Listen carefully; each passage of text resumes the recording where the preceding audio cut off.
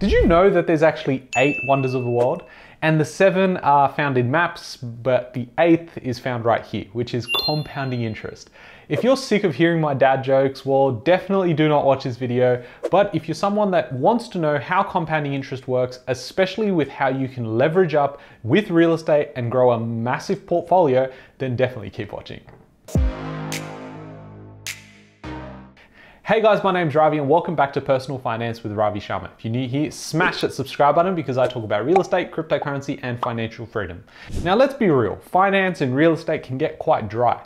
When I start getting into compounding interest, you're like, I didn't sign up to go into an economics class or go back to business studies at school. What you want is how I can make more money. It's so important to figure out how these simple models can actually help you realize what your gains could look like over a 30 or 40 year period. Our level of focus is so low, and where that's compounded is that we want everything instantly. Instant gratification, along with our focus being like next to nothing, it's a recipe for disaster. And then when you look at real estate, you're like, yeah, it's for long term, but nothing's happened for 2 months. And the reality is the long-term game is where you want to be. So when we have clients come to us and say, Ravi, I want to retire in the next 5 years, unless you're sitting on a lot of cash or you have an amazing amount of borrowing capacity and you have equity in some property, it's probably not going to happen. Now, you may have watched my portfolio and how it's grown so quickly over the last sort of 9 to 10 years. That is definitely still possible. And when I say that, I'm not saying, yes, you can go out there and borrow with the same conditions as before, but there are so many tools now that you can use that you couldn't use back then. And in addition to that, you can move at speed. When I was looking for property, it would take me anywhere between 9 and 12 months to actually find something. Until I got the hang of it, it really was a chore. And so if you're someone that needs the help and you want to move at speed, maybe you already have a pre-approval, maybe you've been looking for a while, maybe you did the statistics and were like, hey, these look great, and then you couldn't actually find a property, well, then you definitely need to move with speed with a buyer's agent. Now, buyer's agents are really popular nowadays, so definitely do your research and find someone that you can relate to, but also someone that's gone out there and delivered results over time and time again. So if you're interested in using our services, we're completely transparent with our numbers, so you can check it out on the website. I'll leave a link in the description below, as well as it probably pops up on the screen here at some point. Now let's jump into what compounding interest actually is and how it can actually supercharge your portfolio. So I'm here on the moneysmart.gov website and I've just typed in what is compound interest. The power of compounding grows your savings faster. Awesome. The sooner you start to save, the more you'll earn with compound interest. Now, this is talking about saving, but we're going to relate this back to real estate in a second. Now, compound interest is the interest you get on the money you initially deposited, called the principal, and the interest you've already earned. For example, if you have a savings account, you'll earn an interest on the initial savings and the interest that you've already earned. You could get interest on that interest. So the interest is now producing more interest. Yeah, that's cool. This is different to simple interest. Simple interest is paid only on the principal at the end of the period. A term deposit usually earns a simple interest. So hopefully that makes a lot of sense and you haven't lost interest in this video. If you haven't, smash that like button because it helps support the video and the channel. So that's very important because otherwise I'm out of a job and, can't make funny jokes anymore about real estate. Now, how this relates to real estate and how you can really take advantage of it is on 2 fronts. Number one, we know that you don't need to go out there and buy a whole property with cash only. I mean, you could go out there and buy a property for $500,000 and say, hey, I've got it in my backpack, here's the 500K. Or what most people will do is go out and put a 10 or 20% deposit down, and then the rest of the money is funded by the bank in the form of a home loan. Then we go out there, use that to purchase the real estate. So the first advantage of getting into real estate is I can use, say, $50,000 to control an asset worth $500,000. Now, of course, there's going to be other costs associated with that, but you get the idea, is I don't need 500K to control 500K. I just need 50K to control that same asset. Now, that's the power of leverage. Where this really kicks off is when we go and match leverage with compounding interest. And I'm going to show you an example really shortly as to how this all works. What I've got here is just a simple compound interest calculator. Now, it's very important we go through all the basics and then we can really ramp things up. Now here what I've got is the initial investment. Now again, we've got a real estate investment of $500,000. And what we've done here is the interest rate is 6.8%, so the rate of growth. Now that's just the long-term average here in Australia. I'm going to show you the difference even 1% can make on your property portfolio, and it's going to be absolutely wild, which is why you need to be very careful with what property you purchase. But we'll get onto that in a second. Now I've got here 5 years. Again, that is not long-term, but we've just done it for the example and we say calculate. So what we can see here on the right is in the green, This is what the future value of that property is worth now, which is $694,000. That means I've made about $194,000 and my initial balance was $500K.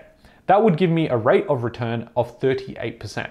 Now, numbers like that already sound amazing, but because we bought this with leverage, it's actually a higher rate of return. When we go cash on cash return, that's where the numbers start blowing your mind. Because remember, we didn't put 500K into this deal. What we did was put 50K and probably costs of 20K. So really our initial balance is closer to about $75,000 to $80,000. So in that case, we've now produced with that $80,000, $194,000 as our return. And that's based on 6.8% worth of growth. You may have gone out there, bought property a couple of years ago and said, well, my property didn't average out to be 6.8%. Maybe it was lower than that. Maybe it was 3%. Maybe it was 12% because you bought in the right location at the right time. Now I cover off in detail around numbers and being completely transparent with exactly what I bought exactly 12 months ago. So I'm not sure when you're watching this, but you can refer back to 12 months ago and you can check out this video. This is the video I break down the 3 purchases I made, why I made them, where I was buying them, and what those numbers look like now. Now, matching that with a 12-month performance wouldn't really make sense. So I've given you 3 data points here. Number 1 is from that video, you'll probably see an average growth of about 12.9% over the last 12 months. Then you've got stats on our website, which averages to be about 11%. And then you've got my average of my entire portfolio, which have been growing for almost 10 years now, and that averages out to be between 10 and 13%. So for the purpose of this video, I'm gonna go in here and say, well, look, I can outperform the market because I know exactly where to look because I have a team of researchers and we can do it properly. So I can go out there and say, instead of an interest rate of 6.8%, I can go in with something higher. Now keep in mind, this is at 5 years. So if I go and change this to simply going 11%, in 5 years' time, the difference between the first scenario to the second scenario is almost a 2x. What we can see here is now that same property is worth $842,000, which means it's gone up by $342,000. In the first example, it went up by $194,000. So you can already see the difference it makes by having the right tools around to be able to execute with speed and get into the right markets. Now, just to put the cherry on top, what we're going to look at is how this actually fares in the period of 20 to 30 years. Because realistically, if you're buying property simply to sell in 5 years, you're probably in the wrong asset. You might be better off looking at something like Dogecoin. What you want to be focusing on is how do I park my money from the high paying job, my side hustles, as well as my high paying income from my company, and go and put it into real estate. You then have that real estate machine continue to grow. And what will happen is that you'll eventually find that the equity that you receive from that portfolio is greater than your active income. And then your cash flow increases and that gives you choice today. The equity gives you choice tomorrow. And that's just a beautiful thing because that means you can retire earlier. So let's look at this example when we look at a 30-year period. What we've done here is go back to the original numbers of 6.8% and for 30 years. Now that 500K property will now in 30 years, not accounting for inflation, be worth close to about $3.5 million. I know it sounds weird and I know it sounds absolutely absurd because we may have a rate of diminishing returns, which means it won't grow by 6.8% despite it having grown over the last 30 years by 6.8%. And that might be true. So for the purpose of this video, what we're gonna do is look at a conservative number just to see what that could look like. Again, keeping in mind that inflation is gonna erode a lot of this. And although I can get hate in the comment and you can be like, hey, well, inflation's gonna eat up most of that, so it's actually not $3.5 million, you're right. The truth is, it's probably gonna be worth a lot less in today's value.